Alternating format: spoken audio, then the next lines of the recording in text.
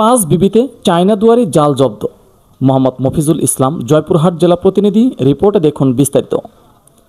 জয়পুরহাটের পাঁচ বিবির সিনিয়র উপজেলা মৎস্য অফিস চায়না দুয়ারি জাল জব্দ করেছে। বৃহস্পতিবার দুপুরে মৎস্য সংরক্ষণ অভিযান চালিয়ে উপজেলার বালিঘাটা ইউনিয়নের পাটাভুকা গ্রামের পাশ দিয়ে বয়ে যাওয়া ছোট্ট যমুনা নদী থেকে 12টি অবৈধ চায়না দুয়ারি জাল জব্দ করা হয়। অভিযান পরিচালনাকালে জালের মালিক কাউকে ঘটনাস্থলে পাওয়া যায়নি। জব্দকৃত জালগুলো উপজেলা প্রশাসনের কার্যালয়ের সামনে জনসম্মুখে আগুনে পুড়িয়ে ফেলা হয়। প্রায় 12 মিটার জব্দকৃত জালগুলোর আনুমানিক মূল্য 50,000 টাকার অধিক বলে জানান মৎস্য অফিস।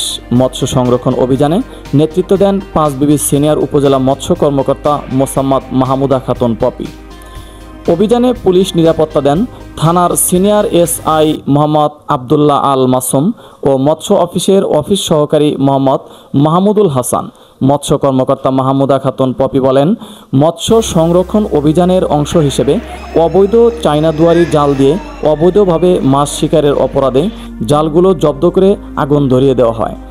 এমন কার্যক্রম চলমান থাকবে বলেও জানান মৎস্য এ কর্মকর্তা। SMP News 24 news desk.